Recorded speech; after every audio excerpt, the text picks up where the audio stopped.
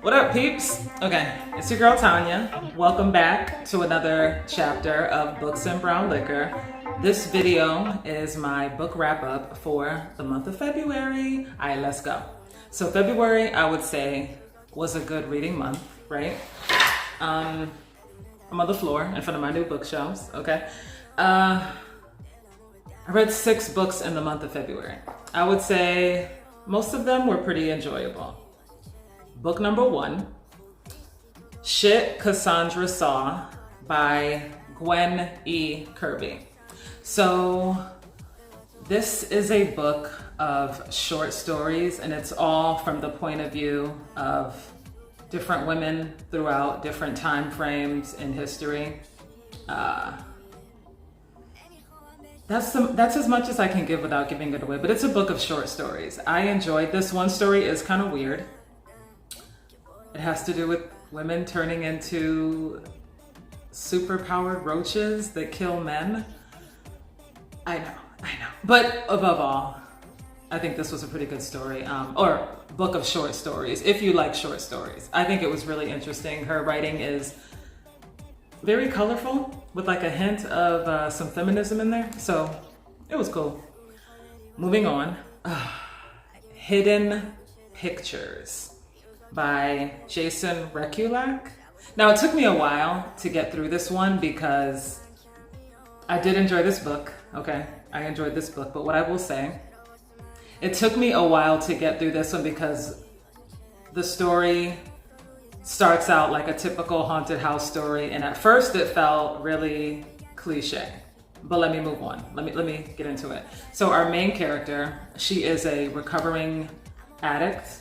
She's like fresh out of rehab. She gets a job as a nanny in like this beautiful suburban home in like a small town in New Jersey.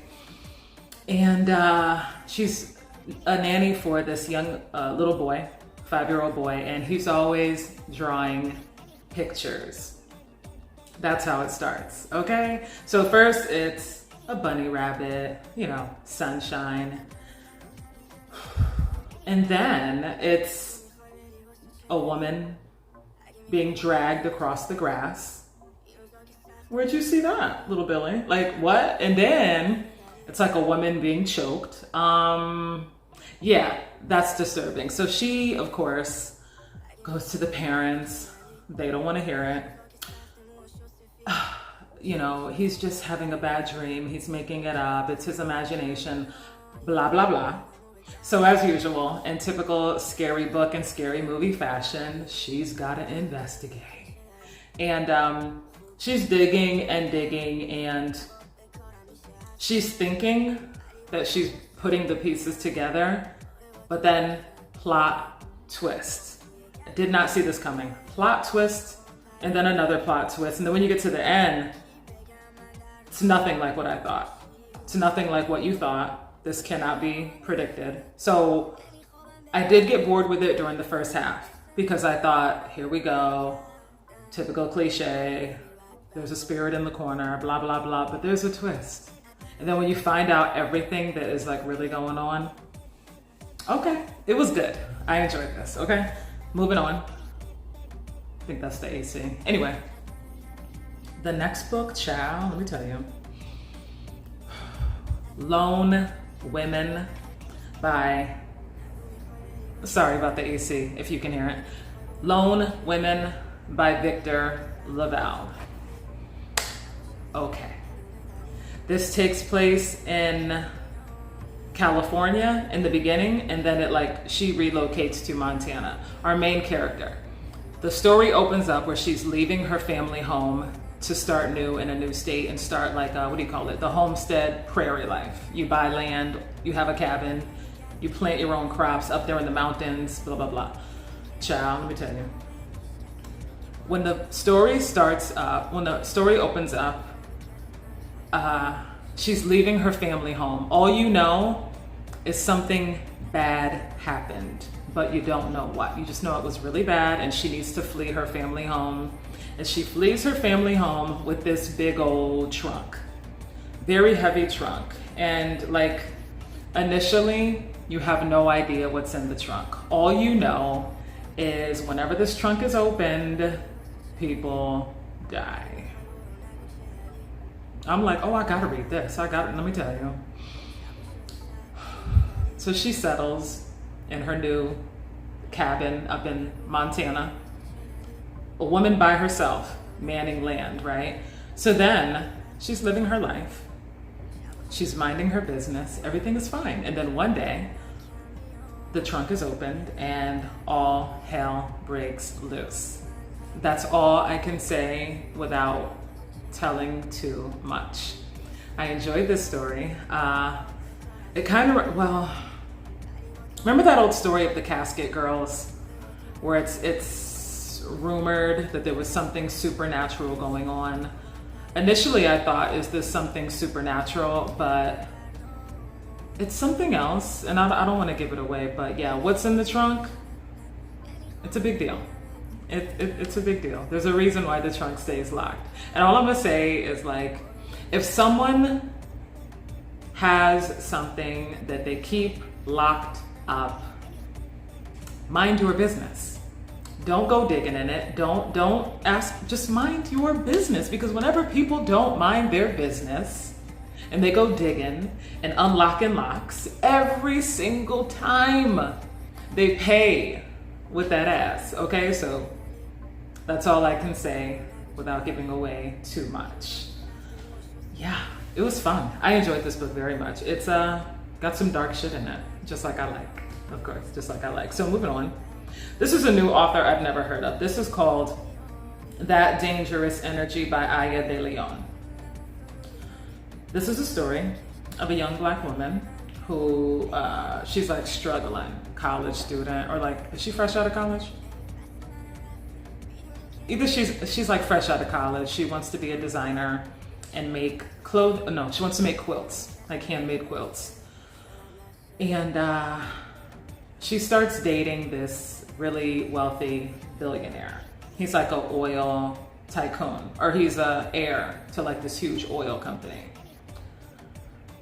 She's dating this guy because, you know, living with him and having him pay for everything, it kind of puts her in a better situation. Duh, okay? But then she finds out that her boyfriend, the company that he runs, there is some corruption. So she's threatened with, well, she's faced with the decision, does she just keep a blind eye and live this luxurious life where she doesn't have to work or lift a finger?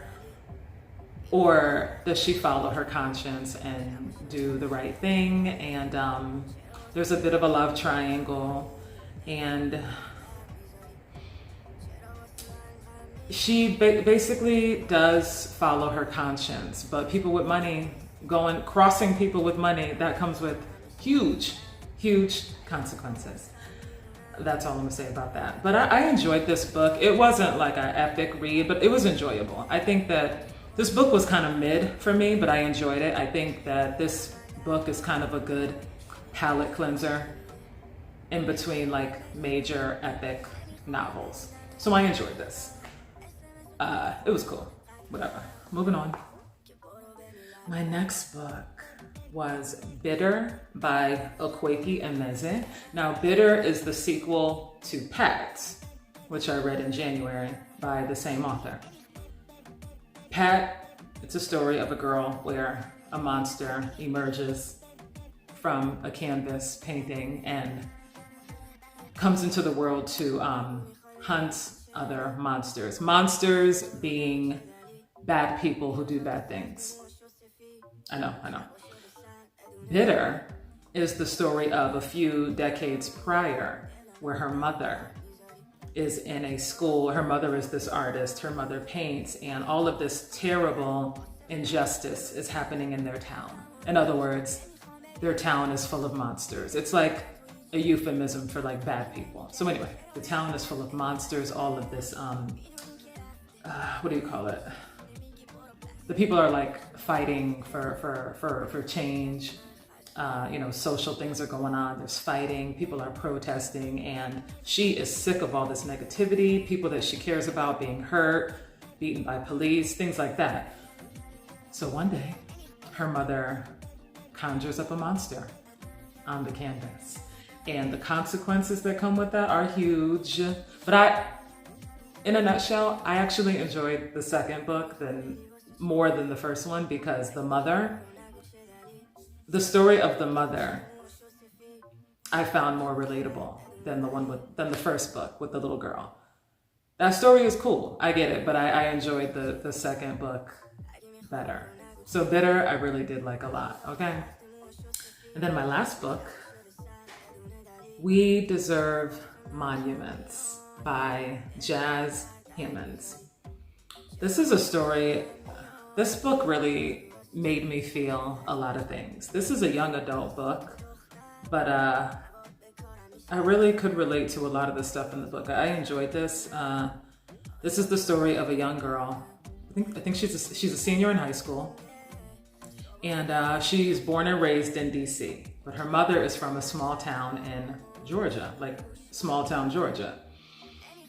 Her mother has basically left home to go to college and never went back. Her mother and her grandmother have had an estranged relationship, but she never knows why. Her mother never talks about it. So they end up leaving DC and going down to Georgia to stay with the grandmother while it's her last days. She has been diagnosed with a terminal illness, and they know it's only a matter of time. So they go home to resolve not only her health issues, but their relationship. So when she stays with her grandmother, there's always this tension between her mother and her grandmother. And her grandmother is known to be a very difficult, mean woman. But why? No one ever knows why. And then as she's talking to her grandmother, and her grandmother shares a lot of her painful past. So this story is about difficult relationships, love, losing people that we love and dealing with that, but learning a lot about her grandmother's painful past. I'm not saying that excuses her grandmother's poor behavior, but it explains her grandmother's poor behavior and how she handles all of the hardship that she dealt with in the past that no one ever talks about. It's just brushed under the carpet. And her coming to her grandmother's house, all this stuff comes to light. And because it is her grandmother's last days, she feels like, look, we only have so much time. We need to just put this shit out in the open and deal with it. And some of the things that come out are difficult topics, difficult being Black in the South, dealing with sexuality, racism, crimes that go unpunished, things like that. So it's a lot of heavy topics. And this is a young adult book. And I'm like, it really hits hard for a young adult book. So I enjoyed this. That's all I'm going to say, because I don't want to say too much. But I think this is a good book. We Deserve Monuments. I think a lot of important topics are discussed in this book. And so that concludes my book wrap up for February. And I will be doing my book reviews right after this, so you can know more details. But anyway, thank you for watching. I wish you all good reading. Please share your good recommendations, books that you enjoyed. I would love to hear it. So enjoy the rest of your weekend, and I wish you good reading. Bye. SMS و تلفنمو قطع کردم که برو بمیر بدبخت